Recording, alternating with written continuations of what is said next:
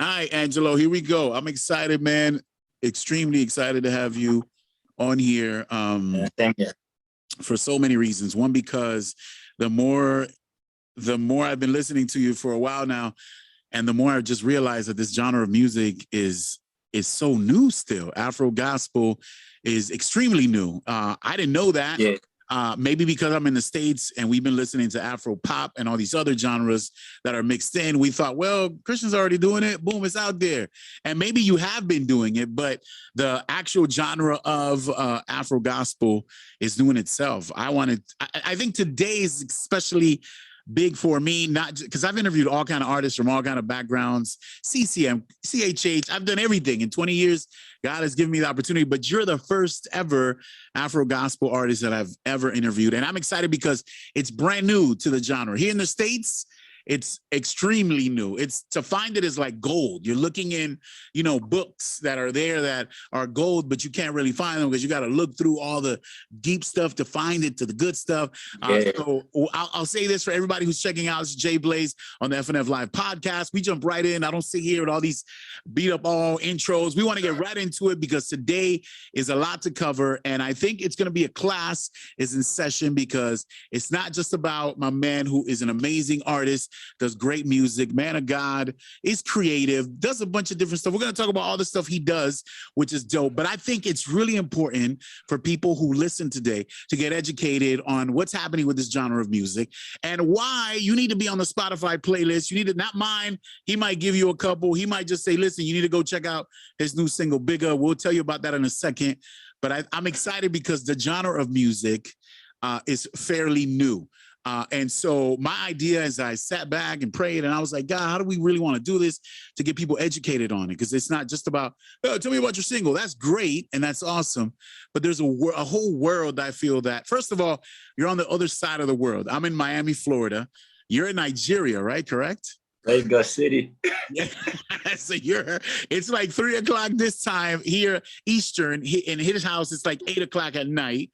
So he's going to bed in a couple hours. I'm still in the midday of my day. But first of all, for people that don't know, Angeloh, Afro gospel, that term, that's the kind of music you do.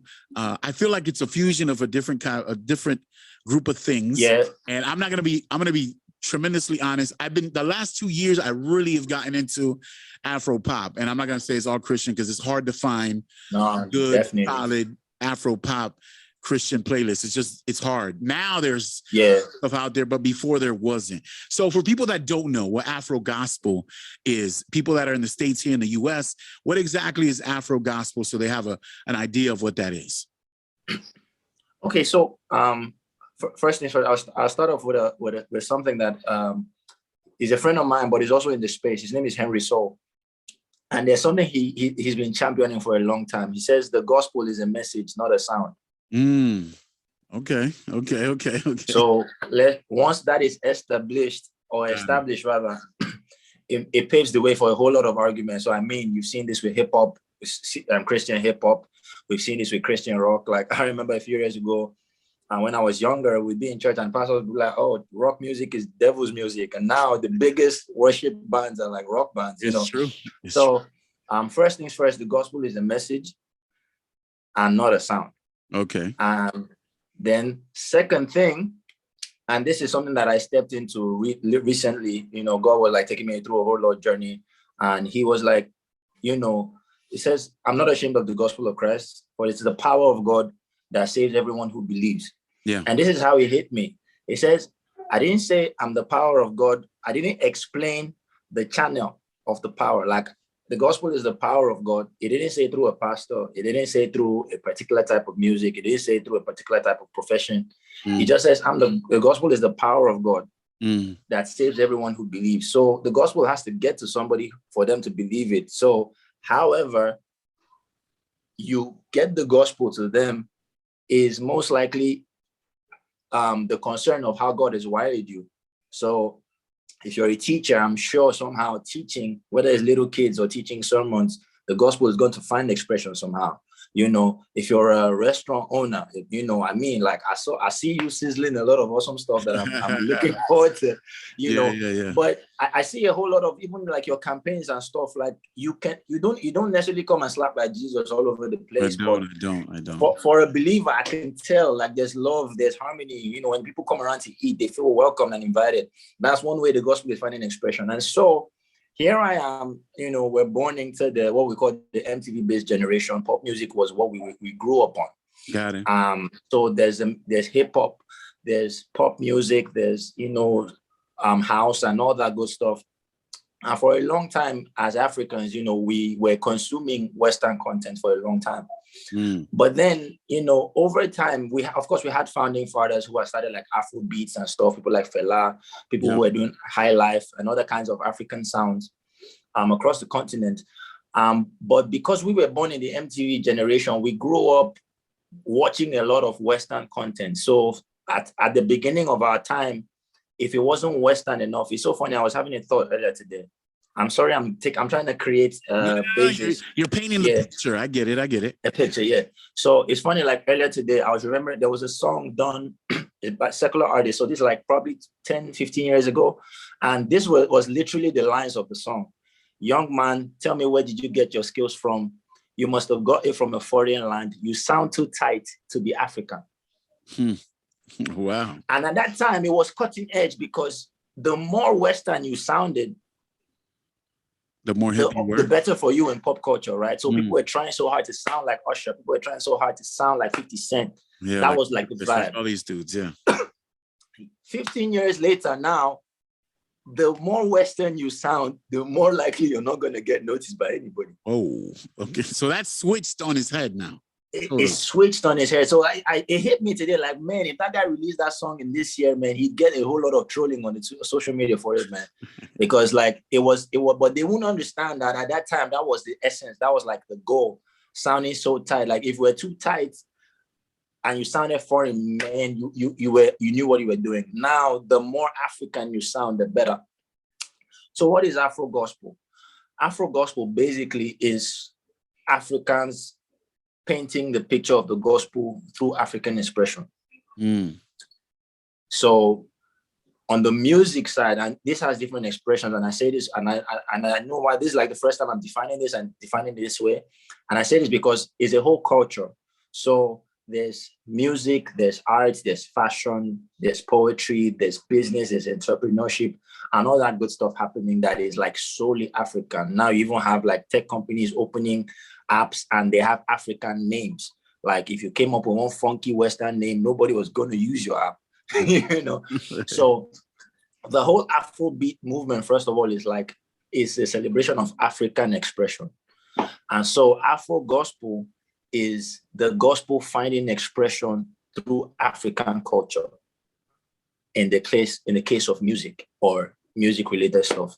So technically speaking, that's what it is at heart. But technically speaking, it's, you know, taking the gospel and sharing it through Afro beats, Afro fusion, like you mentioned. So Afro beats and Afro fusion. Afro fusion is like a mixture of things. So you have Afro beats. So it's like not just Afro beats in itself. Afro beats is actually a genre on its own. Yeah. And then there's like Afro fusion that can fuse other African genres. Yeah, and I've heard there's Afro beat, Afro beats. It's a whole argument. Yeah, man. It gets. I don't even know which one is anymore. Like I just feel like guys, it's all Afro beats, man. I wanted to ask this because it's exciting, even the fact that it's still fairly very new here in the States, and sadly, the picture we sometimes get in the States is really watered down because people are taking Afro pops now. They're taking Afro pop or Afro beat, and they're just sprinkling it on everything now. It's literally, I don't know why I went black on the screen. Yeah, I was wondering. But it's okay. I think, not sure what happened to my camera. It died on me for a second, but we're going to keep going. It doesn't matter. I'll figure it out in a second here. Listen, so the question. Yeah, I'm here, man. We can still hear the audio, which is great. So my question is this, because of it being, would you say the genre is still in its grassroots level? Like when I say that, like, are churches and people in Africa open embracing Afro-Gospel, or is it still, because example, like when CHH was trend setting at the beginning, many years ago. Pastors and leaders wouldn't let you put that hip-hop artist on a stage. They would have to go the youth stage outside by the trash can. Like, you wouldn't get that reverency and that respect because of that genre. Is Afro-Gospel at that stage, or is it past that already, or people have openly accepted it when it comes to it being presented at churches or events and stuff like that? Okay, so it's even fantastic how you separated the conversation. So yes, we're still there, but I think we're like at the breaking point. And I say this because we've all had our fair share. So for a whole lot, I mean, myself now, I've been actively doing music for 10 years, but I came onto the scene, like became known 5 years ago. Okay. So we've had that fair share of backlash, in a sense. Like, I mean, so I told, like, I was alive when I saw that if you played rock music, they tell you it's the devil's music. And this was like on a global scale. Wow. Now you have Hillsongs and co, and literally what they do is sing rock music, man. It's true. It's true. And nobody, like, it's become so big, nobody associates it with, you have to like go and sing heavy metal now for us to be like, oh, okay, yeah, that's the devil's music right there. and I mean, if you get what I'm saying. So, and we also saw that hip hop transition to happen in CHH with Cross Movement, and then Reach Records as well. I happened to witness the final days of I don't want to call it the final days. I want to call it like maybe the twilight of Cross Movement. Okay, yeah. I saw that. That was like when I became fully immersed in the Christian hip hop culture. And so we saw that, and we saw the transition. And even in the transition, I mean, Reach Records and the Cray had that initial battle too, and everybody in that generation, basically. And of course, it's still prevalent. So here in the continent of Africa, in my home country, Nigeria, it's even more complex. Why I say more complex? First of all, as a church, we have quite a truckload of denominations. Okay. Possibly even more, right, than the U.S.? No, like when I say truckload, I mean more than the U.S. I mean more than the U.S. Like nah. We have denominations on denominations. Okay. And then it's so funny because even within the denominations, like you can have like what can I call it now? You can have like sects. You know what I mean? You could have different like intra belief systems that diverge, maybe because of tribal differences, maybe because of location differences. You could have two branches of the same church in two different types of locations that think extremely differently from the other. You wonder, like, how are you guys using the same logo? Like, what's going on? That's how serious it is. Wow. So first off, you have and again, I like to refer to it as culture. For example, myself and my friends were coming back from a show. We went for a show, and we were coming back. It was late at night, and the police stopped us. Regular stop and check. Hey, you guys, identify yourself. Where you guys coming from?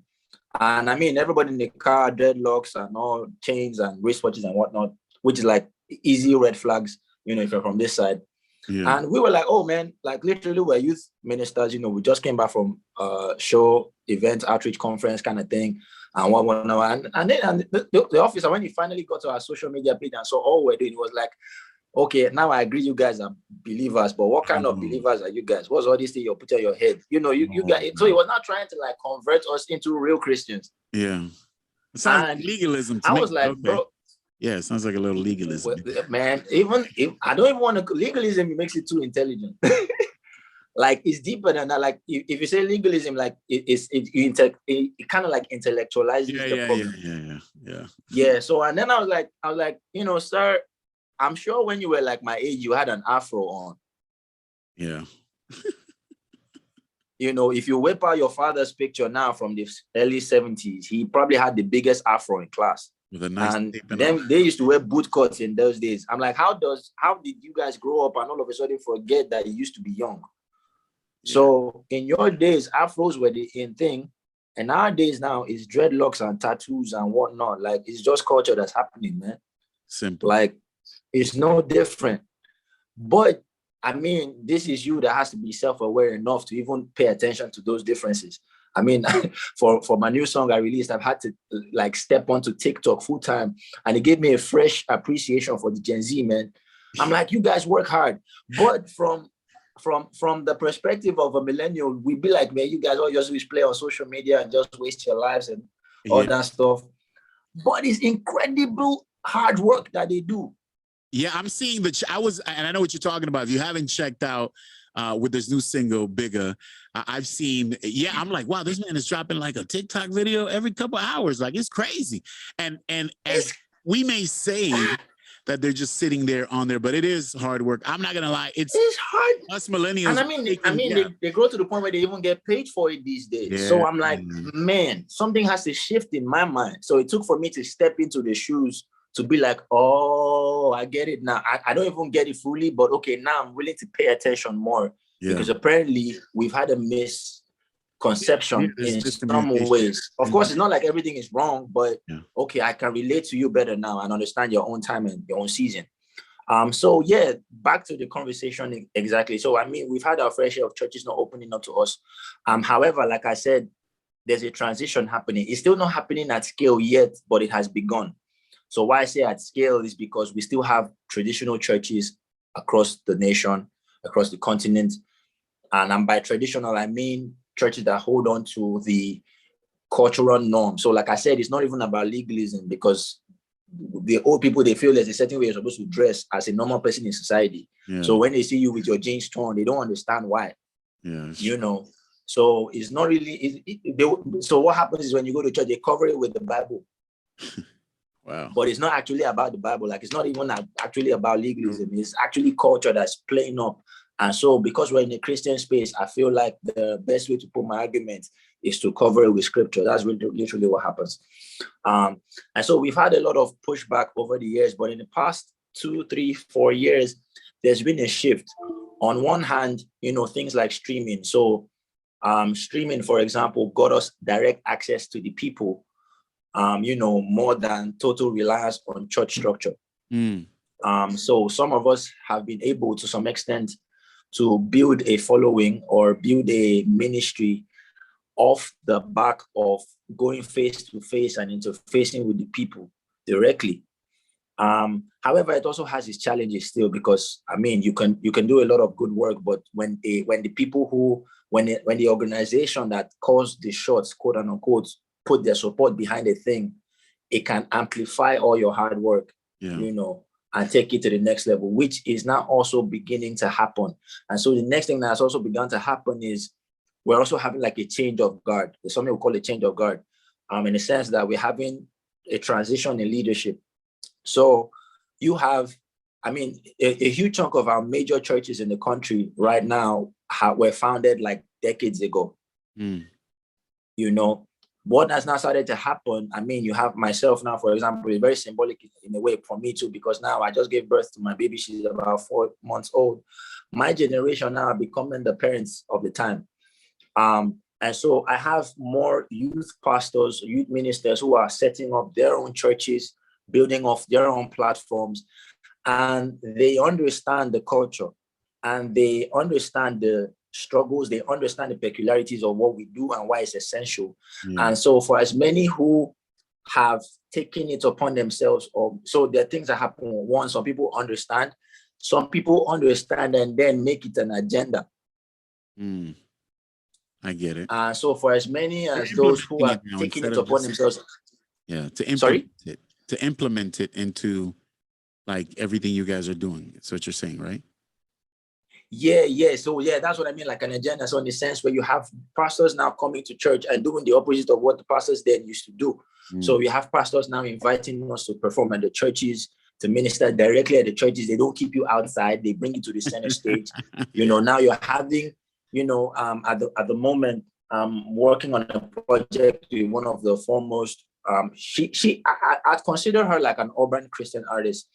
So there's something else we also talk about, like urban Christian artists may not necessarily is more contemporary music, but then it's for the urban community. So in a sense, Maverick music, Maverick City, you know, Hillsong, they're not traditional worship. They're young people worship too, but so we relate to that kind of music. So now you're having people in that space who are here and have risen in their own ministries and careers and have enough power and influence to make moves. And you have them now setting up platforms and actively creating space for Afro-Gospel to find expression.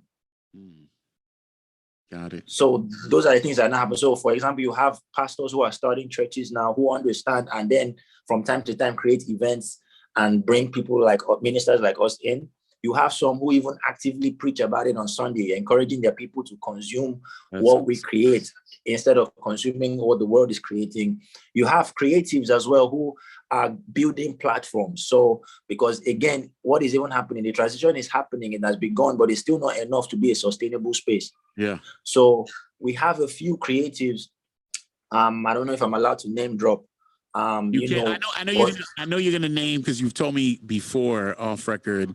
You told me about Gospel Hydration, who has a YouTube channel and really pushes. Yeah. So there's gospel platforms like Gospel Hydration that have been doing good from the UK. We even have artists. So there's someone, for example, called Gaze Baba. He's an Afro gospel artist here, but he's more of a culture architect. So like the first two biggest youth Afro gospel festivals we've had, we had two of them in 2019, were set up, from the moves he was making, and several of us at the back. So you have myself, for example, I'm also like, I wouldn't even call it pivoting. I've always paid attention to building culture as well.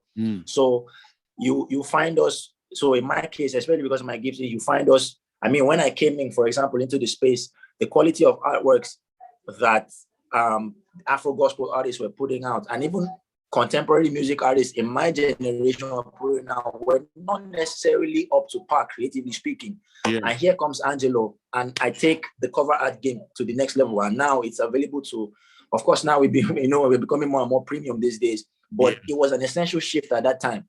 That's one way it was happening. You have people, I have young friends who have come and set up platforms. There's a girl named Ada. She lives in New York, but she comes back home from time to time to set up something they call Believers Bond. It's like a place where believers in the city come around and chill and have fun and play games and watch performances and then have a good time.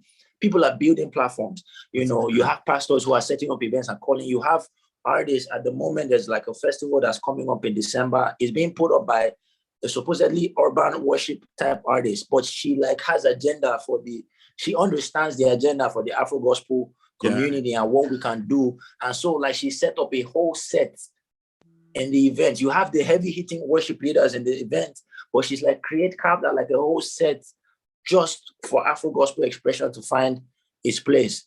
So those are the things that have started happening, and we're trusting the Lord that as it continues to grow, Afro gospel will become a major thing. Yeah, man, I'll be honest. I just let you talk because there's so much. There's so much. Rich. Yeah, it's a lot. And this is the reason why I wanted to do the podcast. Wasn't just because I want to talk about the music, but I feel there's such a group of people here in the States that have no clue that this music exists. And sometimes I'll tell you, the way I came across Afro pop was a viral video of some kids in Africa dancing to a rhythm. And I was like, yo, that's amazing. I need to find out who that is. And then after I found that out, I was like, is there a Christian version of this? Do we have some? And so I remember coming across one of your records. This is 2 years ago. And if you don't know, Angeloh's parents, he has a musical background. Dad's a DJ, mom is a singer. And so knowing that he's been influenced creatively by them, still doing music. And I was excited to have him on because I knew he could give me an insight on I want people who listen to this, and my feed is off. It doesn't matter. I don't care about that. I need you to listen to this because it's really important. I'll put his video there on the right, or his cover to his CD, whatever. I'll figure something out. That doesn't matter. What matters is that you need to check this music out because it's a huge gap. People don't get this. This is the thing that I think people don't get, Angeloh, especially here in the States. It's taken me time. I'm not going to lie. I'm one of those people that hasn't figured it out, and it's taken time to figure it out now. So Africa is this country, and it's huge in mass, compared to the States. And so there's a lot going on. There's really creative, genius, beauty, mastermind. Things are happening in Africa that sometimes here in the States, we're so oblivious because we're stuck on what we're doing here. And like you said, Maverick music, and if it's Lecrae, if it's whoever, Andy Mineo, whoever it may be that we may be listening to. But there's a whole genre when you want to refresh it, when you want to change it up. And so I wanted to know, why do you think, or what have been the reasons why it's taken this long for it to get over here. And it's still like trickling because I'm being honest, like to find good Afro gospel. Now there's playlists, so it's a little easier. But a couple years ago, it was trickling in. It was like gold. If I would hit a playlist, boom, and it'd be like a record, and I would go do my homework. Is this dude really a Christian? Let me go check out because he's talking about. And so, why do you think it's taken so long for it to get over here statewide? Now if we both know this, now it's a frenzy. Like it's like how you said, if people don't do or they don't add Afro pop to some of their records now here, you're not cool in the States. Like people are looking for that vividly. I mean, from Drake to whoever you want to say, everybody's doing it in some kind of frame or form. It's taking some time to get here. Why do you think it's taken so long for it to transition over here to the States? Yeah, so to really touch on that, and I have to even like bounce off to the broader genre, which is Afrobeat itself. Mm-hmm. I mean, something has happened now, like in the past year. So literally, like if you come to the country now, all the top Afrobeat artists, so I'm talking the Davidos, the Wizkids and co, none of them are in the country right now. Whoa. Whereas everybody's in stateside touring. And that's something that like it started years ago, but now like 2021 was like next level. And the reason I allude to that, because I was looking at some stats the other day, and it hit me like there's an African revival, or there's something God is doing, and Africa is like at the forefront of that thing. Mm. And you know, when we hear God is moving, sometimes we always think, oh, because God is moving, then he's saying Christians are moving. Yep. But meanwhile, when God is moving, it's the whole territory. And at that point, what begins to happen is, so for example, there's something that happened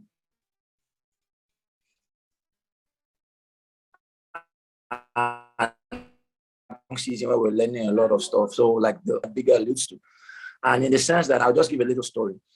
I believe strongly that first of all, if we go back to the story of Egypt and the famine, I believe strongly that the only people God was super essentially core about saving was Israel. Mm. But the famine that was coming could not be prayed away. And God needed to save Israel. But he needed somebody who was powerful enough, influential enough, in control of territory enough that could actually solve the problem. And so instead of Jacob, who is now Israel, seeing that dream, he has to go and look for Pharaoh. Yeah. Unbelieving, idol-worshipping, idol in his own rights and self, to give him that dream. Why? Because he's the only person in the entire world at that time who can actually carry out what God is trying to do. And so to ensure that God's will is done, God now has to route a young little boy called Joseph and take him through all kinds of preparations so that just at the right moment, he's available to ensure that the most powerful person that's receiving this mandate has somebody godly enough and wise enough to execute that mandate in the way that will preserve God's plan. Mm. Why did I say this? So I say this because, you know,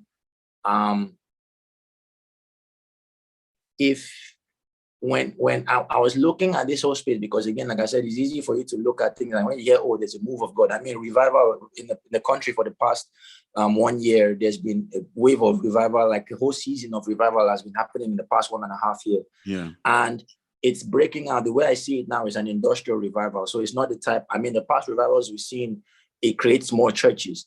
The revival that has just happened and is happening is creating industries. So you're going to have believers who are going into office, going into business, going into spaces, which now lends back credence to what I was saying. The gospel is the power of God finding expression through what you do. In other words, Jblaze now is probably going to head off with his podcast and head off into entertainment media and probably decide to champion Afrobeats for some reason. And then it becomes a whole huge thing. And because of it, many people can find expression and find sustainable life because of this thing. Amen. And in that, they'll find Christ as well. Amen. So that's the kind of revival that has come. And so again, like I said, it's not a church thing, because God said it's revival. People just assume it's only Christians. Yeah. It's a globe thing. So it's not an issue of whoever is ready. So why I said that example is because if it's Pharaoh that is ready and available and able to carry out that plan, the Lord is going to raise the stones he needs to get the job done. If he's willing to use stones, he's willing to use pharaohs to get the job done. So now that's a side gist. But here's what happened. For Afrobeats generally, it was a struggle. You know, there was pop music going, like I said, something happened. It first happened locally, in the sense that we started creating better music. So before, we were trying so hard to be American and English with our music, but somehow we started becoming more bold about trying out our own sounds and owning who we were. Yeah. In the beginning, it wasn't working at first, but eventually we found it, and many creatives started to run with it. And a few, especially with the few who were bold and creative enough to get it done, they did it so well, it inspired the next generation and even their peers to really, really dive in and research and develop the sound. Yes. Now we've come to a point in our culture where if you're in the party or in the club or in church, you can play African music back to back. In fact, if you played a Drake, we only probably want to listen to Drake because there's whiskey on it. Yeah, I get it. If you like Drake, play that in your house. Don't play that outside. You know, nobody's going to beat you up, but you get the context. Now there was an interview that a certain artist called Davido. He's like the next one of the biggest, and he was giving a story which we knew, but for those of us who pay attention to the culture, we knew about, but it was good to see somebody actually confirm that it was true. What happened? So you had Nigerians in America, in England, who were started making money, coming into wealth. Mm-hmm. And then they'd go out to hang out in the parties and in the clubs where the DJs rotate. And you hear somebody be like, hey, see, I want to buy out the bar. And all I need you to do, DJ, is play me so and so person's song. And I'll buy out the bar for the night. I mean, he's going to pay money and make money for the club, right? So we play the music. So you have somebody who came with the agenda and power to push the agenda. Then they play the music, and it turns out the music is actually good. That's and everybody's like, why didn't we hear this? Because again, let's face it, when we talk about, in the state side, it's so funny, like when they say, oh, the NBA world champions. I'm like, why do you call it world champions? They only play the NBA in the US. The US is one country. How is you, a winner of the NBA playoffs, the world champion? Like, it's just one country. I get that, but I want to mess up your britches here, Pastor. But the NBA, the best basketball. This basketball. No. It is the best league in the world. That's not what I said. No, I get it. I'm just messing with you. Yeah. Exactly. No, man, it is the best league in the world. It's like the most entertaining league. But I understand what you mean when you say. I know what you mean. What you say in the context of. Or how are you going to say it's the world? You didn't play the world. You guys are in the 50 states. You didn't play the world, So, but guess what? America is a world power, right? And because it's a world power, it affects everything, not just the military force. So, all of us, when Michael Jordan was, acting Space Jam, all of us grew up watching Space Jam, and we're 8 hours away from you guys. That's crazy. And all of us were lining up to buy Jordans, learning how to play basketball, singing I Believe I Can Fly. Wow. Rolling over Bugs Bunny. We're 8 hours away from you guys. Why? Because you have a nation that has grown powerful, influential, is aware of that influence, and are dedicated to positioning themselves as the light of the world. Yeah. And so for so long, everybody revolved around the system. So what happens? Nigeria and Africa has been a third world continent for a long time. It's not brand new. Mm-hmm. So it means that we don't have the power, or we don't have the power, we don't have the influence, we don't even have the media capacity to push Africa to the world at the rate that, the first world countries have been able to do, and by so doing influence the whole world, right? So that's really why it takes so long. Everybody knows when Michael Jackson drops a new song faster than when it takes to get, because you're the one that's feeding the world, not the other way around. I know. It's crazy because in my own And I can't speak for everybody, but you're right. No. Sadly, because we live here in the States, you assume that everybody's moving at that speed or that influence is there already automatically. So, because you're not thinking about Africa. Well, Africa's huge, you know, because the perception that we get from the States, and again, this could be way off, it's so different. Now, as I'm older, a couple of things have happened. Like, and this is going to sound really funny to you, but it's the sad truth of what pop culture and the influence it has on us here. So yes, I knew about Africa since I was a little kid.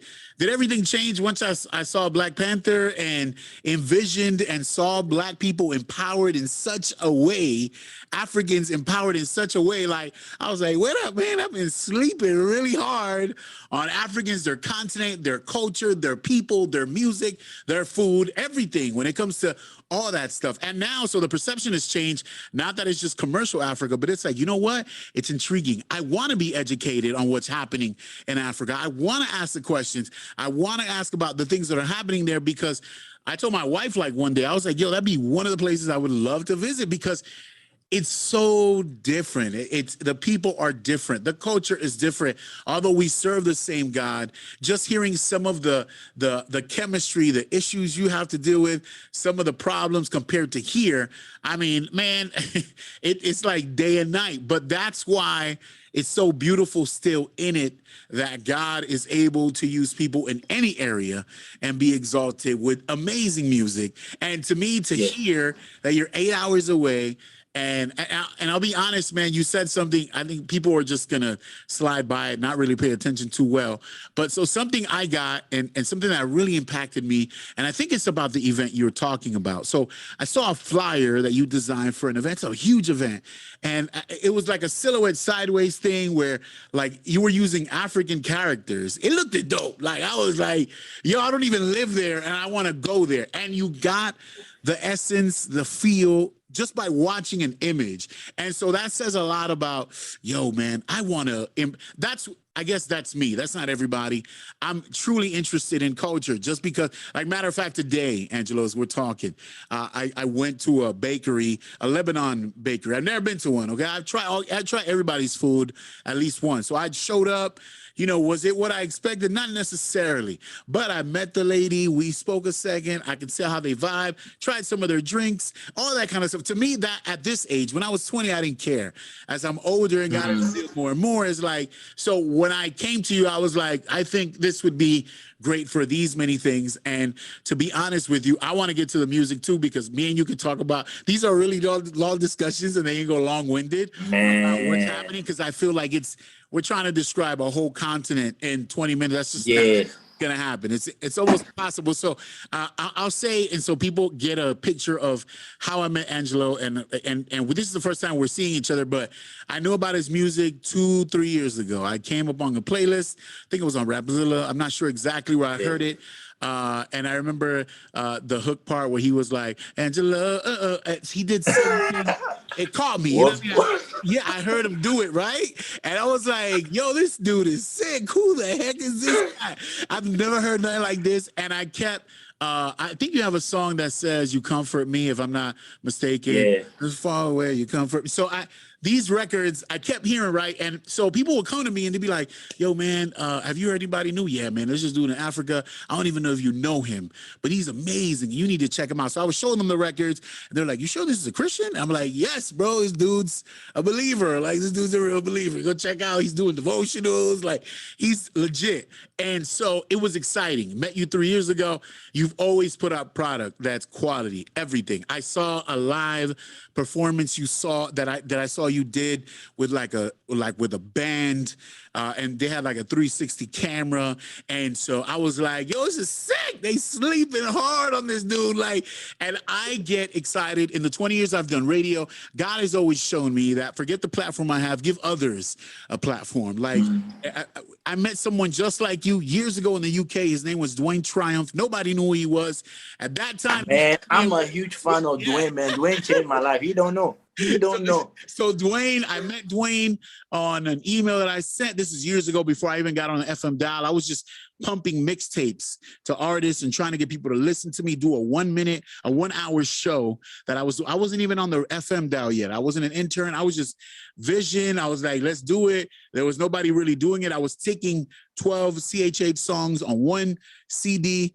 putting my voice in between every second song, making it like a radio station and giving it out in the city of Miami. That's how I started. And then eventually God took me from there to put me on the FM dial. Then from there, a morning show in Houston. So God has done it. But these moments are pivotal because I feel like God will bring someone to just say, listen, this is someone you haven't heard. This is someone, take you out from that circle and say, we want to expose you to the world. I don't know, whatever God wants to do.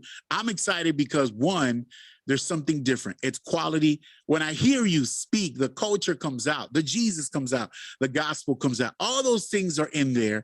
And I think people need to go check out your new record. It's called Biggah. I'll tell you, when I heard it, I was, I'm not gonna lie. Like the first thought you think is like, Angeloh's just gonna give me an Afrobeat record, or he's gonna give me like that's what you think. This is what he's done. He switched it up a couple of times. He's giving me some worship, a little worship album. He switched it up, did a little Afro. It's like he gives me a little bit of everything. But I was like, this has to be, especially it's because maybe I'm listening to a lot of Afrobeat. So I'm like, yo, this Biggah record. The graphics look dope. I'm excited. This man doesn't do trash. Like I've never seen something that left my like, oh man, this guy got me excited and it wasn't that good. And so Biggah drops and I'm like, I saw the video, and if you haven't seen it, I'll link it on here. It's just him and he's rapping, and it talks about, and I'll let you explain it, but it talks about in reference to people who may think that their issues are huge and forget that the God that we serve is bigger than that problem. And I can attest to it because as I sit here with you, I'm dealing with a kidney issue. I'm trying to wait till God chooses a day for me to get a kidney transplant. I had one a couple years ago, and we're believing God will do that again in the next year or so. And so we're working towards that. So we're working out, doing what we got to do. But this I can relate to because there's days I sit in the chair. I'm there 3 times a week for 4 hours, and I'm sitting in a chair saying, God, this problem looks so big, like this issue. And I know there's people listening right now. This wasn't the way this is supposed to go. This interview was supposed to be really quick about music and getting it out. And I'm just like, God, whatever you want to do with it. But this song is powerful in the sense that whatever the issue may be, I don't know what that is. Whoever's listening, the God that you serve is much greater and bigger than that. And it's dope because the graphic shows Angeloh really small, and it shows this huge character in front of him as he's fighting. So I wanted to hear from you, man, the influence behind the record Biggah, and just a little bit of the inspiration behind the graphics so people get an idea. You can go check it out. I'm going to link it on here. I possibly might even put some clips of the video so you can see it, understand what it is, to go check it out. But I don't want to keep talking about it. I want you to tell people about that new single Biggah, man. Okay, so I'm going to be real quick, but before that, I just wanted to say that I really hope we can get to the discourse about why it's taking so long for us to break into the US. There was something we're going on there, but let me talk about Biggah. Yeah. So basically, the song is literally self-explanatory. The idea of the song is for anybody who has been grinding hard. Like, I mean, look at your grind, and I'm sure there were days. So for me, this is what happened. I started out music a long time ago, and I had a couple songs that were doing well underground, and I needed to break through to the next space. That time, streaming had not become a thing in Nigeria, so the way we used to release music was quite different and difficult, and like required so much money that we didn't have at the time. And so I had like this manager then who was trying to get me plugged into stuff, and he introduced me to a couple of people who have like millions to throw around, and like, oh yeah, we love what you do, man. You're super talented, but man, this Jesus thing, nah, you can't do it with money, man. And I mean, people are slapping you with like 7-figure deals, and you're in the middle of college, poor as hell, and in need of anything to help your life, and I mean, one of those deals, for example, was so big. Myself and my current manager, like he's like my big bro and business partner and everything, we couldn't sleep for like 3 days. We didn't even like talk to each other for like 3 days because everybody was numb, trying to figure out, Lord, should we do this, should we not?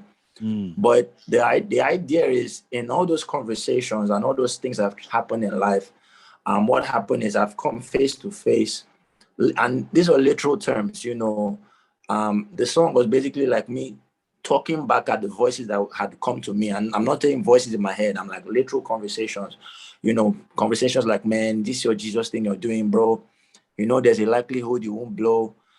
There's also a likelihood you may blow but be poor because church is not buying it and the club ain't gonna call you to come and sing about Jesus, obviously.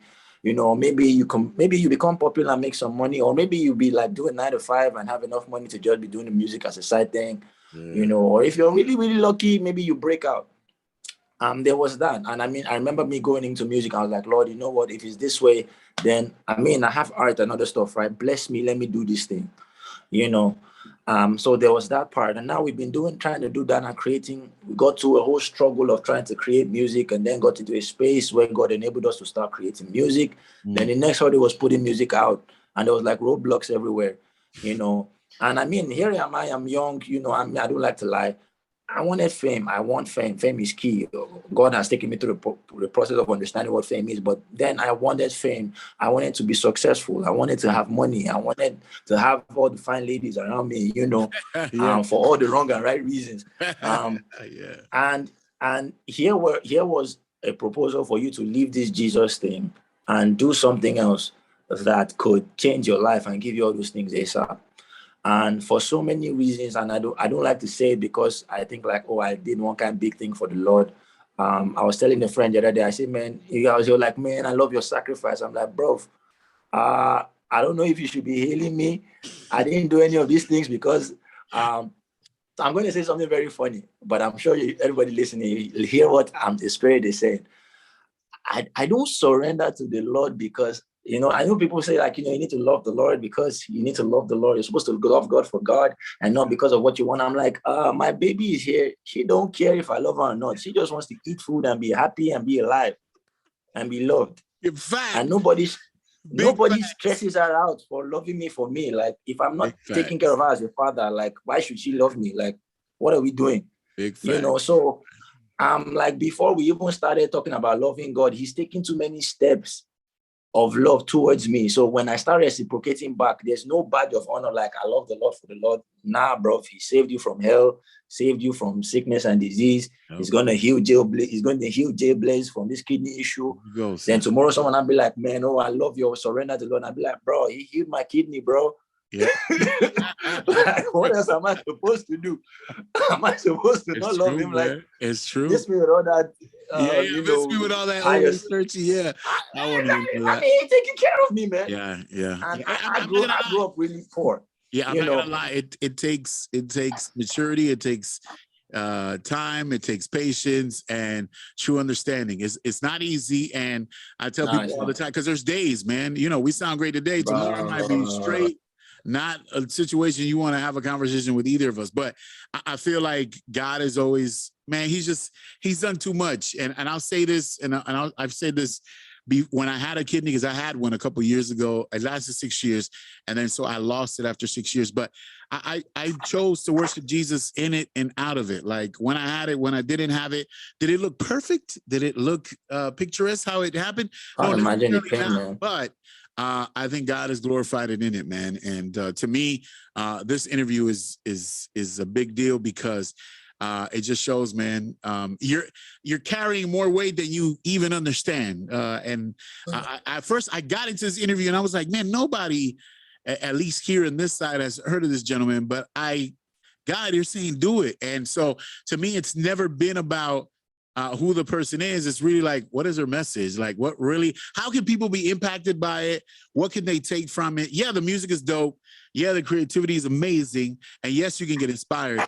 But when it holds weight, man, when it has weight, there's people you speak to, they hold weight. You know what I mean? You could tell when you have a conversation with them, they're honest. They've been through some things in this faith walk. So the way they maneuver, the way they function, the way they speak, the way they talk to people is totally different. And so not everybody's like that and everybody's cool with it.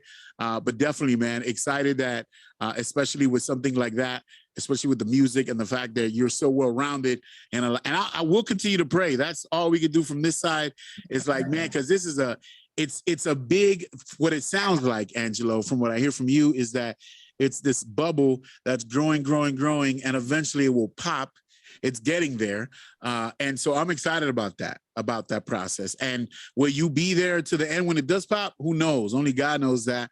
But the idea is to be excited that you're even in the process of that growing. So I know you wanted to say this, and we'll end with this. I wanted to hear the last point you told me about breaking in, or why it's taken so long for music to come to the States. You did mention exactly how the realm of influence and that the size of what the U.S. is, and sometimes how we just take for granted. We think everybody's going to move that fast, but it hasn't. You were like, I have one more point, and so I want to make sure you get that point across, so you can sort of guide us at the end so people can check out the single and stuff like that. All right. Okay, so I'll do my best to be very quick.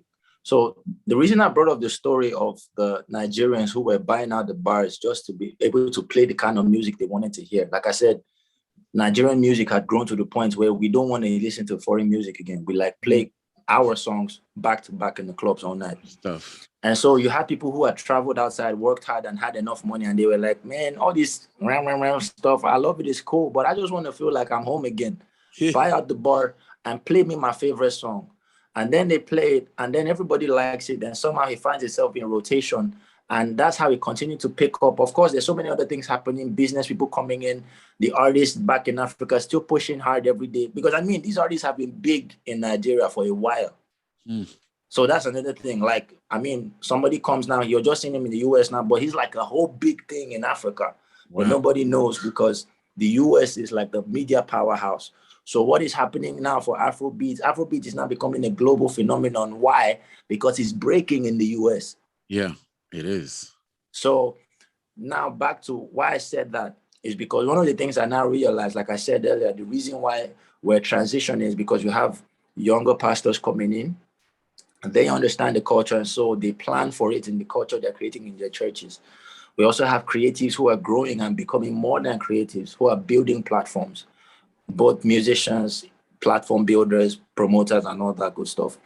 But why I was saying this was especially for the people. So we, and I'm hoping this comes true as clearly as it should.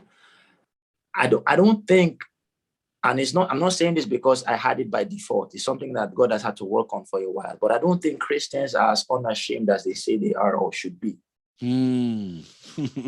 Wow. I say this because there's so many kinds of agenda we see flying around the planet. I'm not going to name drop so they don't flag your show. Yeah.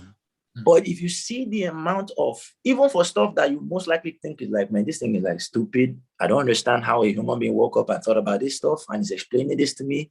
But if you see the level of unashamedness that the high and lows in that category, whatever the category is, push what they believe in your face so much so you may have to choke on it if they have to, if they can.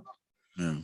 And eventually it breaks. And so why I used that for beat was because it was the same thing. So you had people who had started, young Nigerians who were in positions of influence and positions of wealth and could effect certain kinds of moves in as little as telling the DJ, I will pay so and so just for you to play so and so.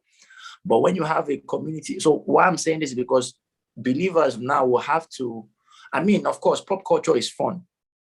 Yeah. So I'm not going to lie. I'm not going to look anybody in the face and tell you that, oh, you stop listening to secular music because it's not fun. That's a lie. Yeah. Right. But I'm saying, look inside and find agenda. It says, seek ye first the kingdom of God and his righteousness. Some translations say, seek ye first the advancement of the kingdom of God. Yeah. Right. So, I mean, Jblaze could be doing anything.